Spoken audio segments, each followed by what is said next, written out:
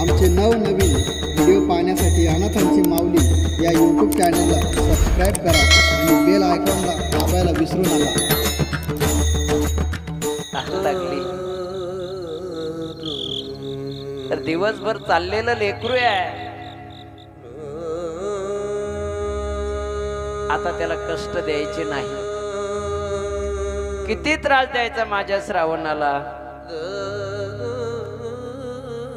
पण चक्र यायला लागल्यात, तहान काही आवरे ना. शेवटी श्रावणाच्या वडिलांनी त्याच्या आईला सांगितलं, अगं मला खूप तहान लागली का.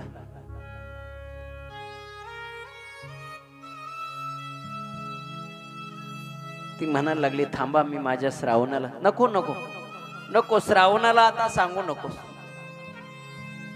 अगं श्रावणासारखा मुलगा मिळणं फार मोठं भाग्य लागतं ग.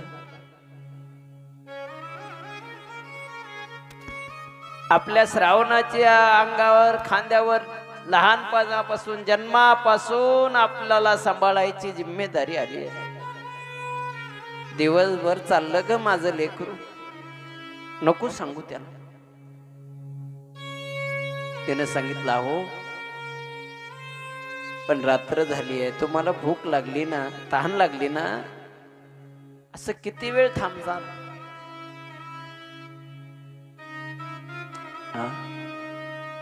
नको त्रास देऊ ग, नको नको, माझ्या श्रावणाला नको सांगू. यांच्या गप्पा चालल्या तितक्यामध्ये श्रावण म्हणतो, बाबा आई, अहो एवढ्या रात्री काय चाललंय तुमचं, सांगा ना. नाही रे बाळा, काही नाही, काही नाही बेटा, नको. हे तुझ्या बापाला, तुझ्या वडिलाला तहान लागली होती, पण नको जाऊ बाळा, बाळा. नाही ना ग आई, आई काळजी करू नको. नाही रे राजा, बाप म्हणतोय श्रावणा जाऊ नकोस. नको बेटा, एक तर दिवसभर थकलाय तू, आम्हाला खांद्यावर तुला कावड मध्ये घेऊन अर्ध रात्र झाली, आता जाऊ नको राजा. बाबा, अहो तो काशी विश्वेश्वर,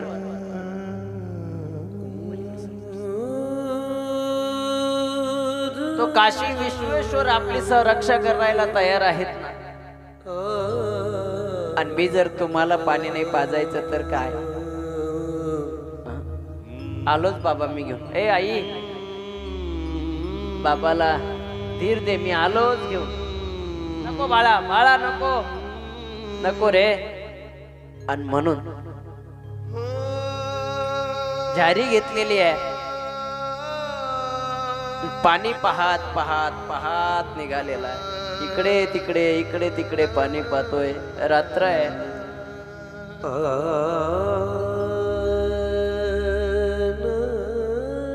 दिवसभर माझ्या बापाला, माझ्या आईला तहान लागली आहे.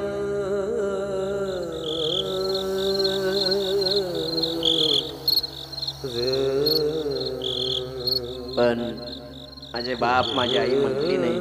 त्याच वेळेस अयोध्येचा राजा दशरथ दिवसभर फिरलाय, त्याला श्वापद मिळालं नाही. म्हणून ज्या तलावावरती श्रावण जाणार होता, त्याच नेमके योगायोगाने त्याच तलावाच्या बाजूला एका झाडाखाली, एका झाडाच्या आडोशाने राजा दशरथ धनुष्याला बाण लावून बसलेला होता. रात्र आहे, अंधार पडलेला आहे, काळा कुट्ट अंधार.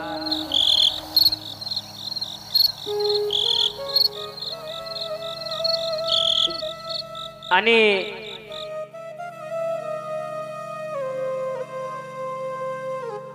श्रावण बाळ पाण्याच्या दिशेने पाहता पाहता अचानक त्याला तलाव दिसला.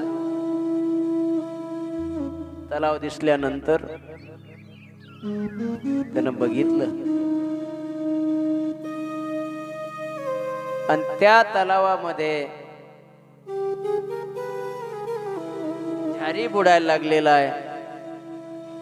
झारी बुडत असताना बुडबुड बुडबुड असा आवाज झाला. झारी बुडून घेतलेली आहे, बुडबुड आवाज झाला. आणि त्याच वेळेस राजा दशरथाला वाटलं कोणीतरी श्वापत पाणी पिताय. आणि म्हणून खाली वाकलेल्या त्या श्रावणाच्या दिशेने, त्या आवाजाच्या दिशेने राजा दशरथाने बाण सोडलेला आहे. आणि तो बाण सोडल्याबरोबर तो बाण राजा श्रावण बाळाला लागला. आई म्हणून किंचाळी मारली. राजा दशरथाने विचार केला, काय कोणीतरी माझ्या हातून, ए बाळा, ए राजा, काय नाव रे तुझं? पुढंच गेलं.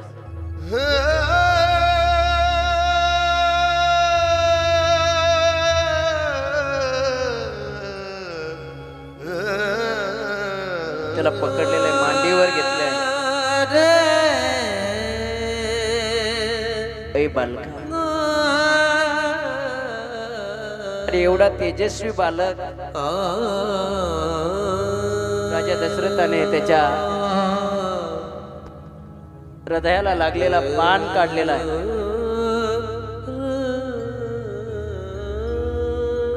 ए बाळा, कोण आहेस? श्रावण म्हणतोय, मला विचारताय कोण आहेत? पण मला सांगा की तुम्ही कोण? काय अपराध होता माझा? काय चुकी केली मी तुमची? कोणता गुन्हा केलाय मी तुमचा? म्हणून तुम्ही माझ्या त्या निरापराध या श्रावणाला तुम्ही बाण मारलाय. काय नाव तुमचं? राजा दशरथ रडायला लागले. राजा म्हणतात, बाळा, अरे त्या अभागी राजाला राजा दशरथ म्हणतात. दशरथ, मी तर ऐकलं की राजा दशरथ महान पराक्रमी आहे, दानशूर आहे, आणि तुम्ही माझे जीव घेण्याचं?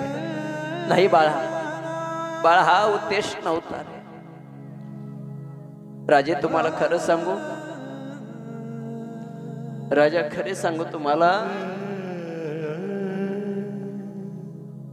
लाथा मारणारी पोरं जन्माला येतात रे मायबापाला, पण माझे बायबाप आंधळी आहे. आंधळी म्हणल्यावर राजा दशरथाने डोक्याला हात लावला. अरे मी काठी होतो त्यांची.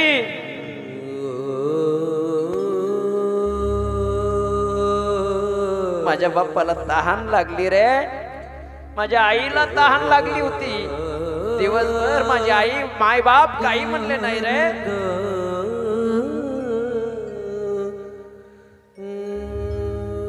आता माझ्या बाप्पाला नाही राहू ना म्हणून तो माझा निरपराध बाप पाणी मागत होता.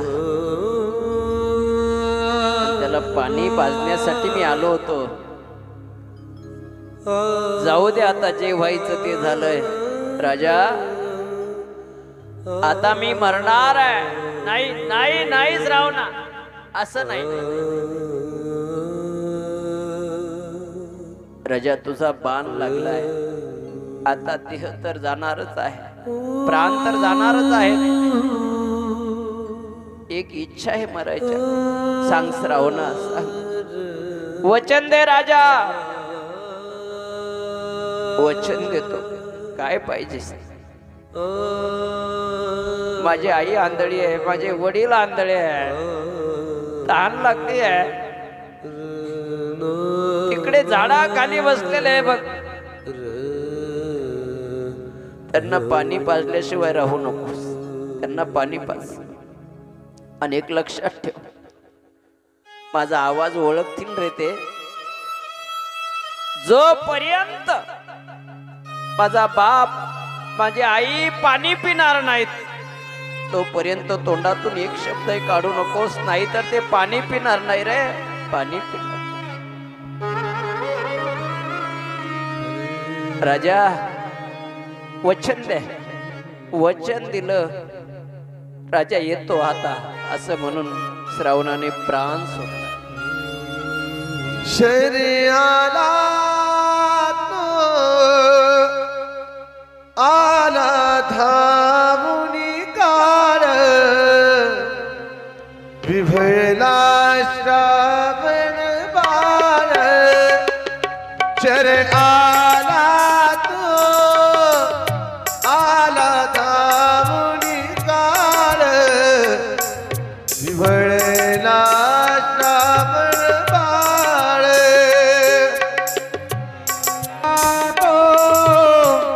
आला धावनी बाळ विभळला श्रावण बाळ आई गे दीर्घ फोडणी तो पडला दामुनी डोक शर आला तो धावनी आला काळ विभळला श्रावण बाळ ब्रह्मपुत्रा बघुनी शोकाकुल झाले मनी हसावे आणून नयनी तो बदला हात तुझ्या नाचाला मी पापी कारण बाळा शर आला तो धावनी आला काळ विवळला श्रावण बाळ बाळ. राजा खूप रडला, जारी घेतली. डोक्यामध्ये विचार चाललेला होता. देवा हातामधली जारी घेतली.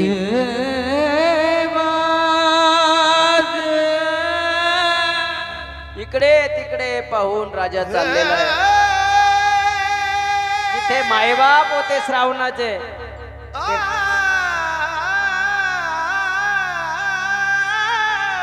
ते मायबाप एकमेकाला म्हणायचे,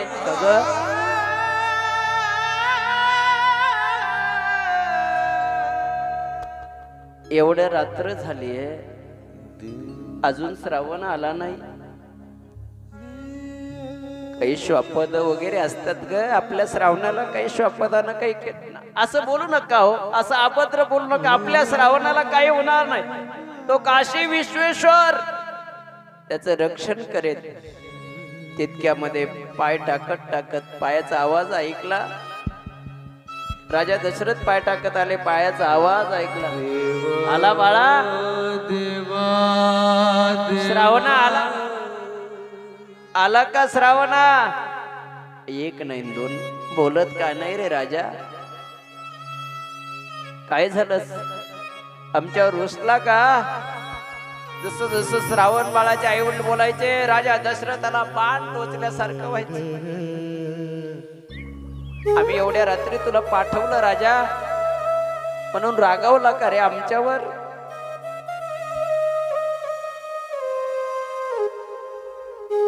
आणि हे बघ श्रावणा, तुला जर आमचा राग आला असेल तर तू जोपर्यंत बोलत नाही तोपर्यंत आम्ही पाणी पिणार नाही. असं म्हटल्यावरती राजा दशरथ बोलायला लागला, मी तुमचा श्रावण नाही आहे. काय? तू आमचा श्रावण नाही? मग कोण आहेस तू? या पाप्याचं नाव राजा दशरथ आहे. मग आमचा श्रावण कुठं आहे? तुमचा श्रावण त्या पाप्याच्या हातून मारल्या गेला. काय?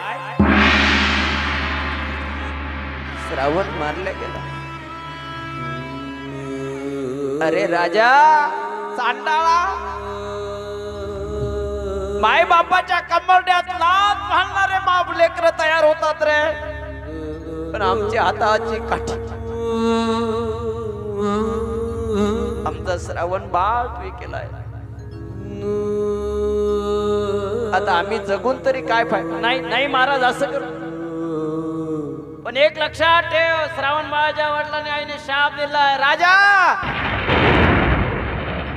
जसं आम्ही आमच्या पुत्र योगाने श्रावण श्रावण करताना मरत आहोत आणि आमचा श्रावण जवळ नाही, तसं तुला मुलं असतील पण तू सर्व मुलांना हात मारशील तरी सुद्धा एकही पुत्र तुझ्या अंत कायेला राहणार नाही.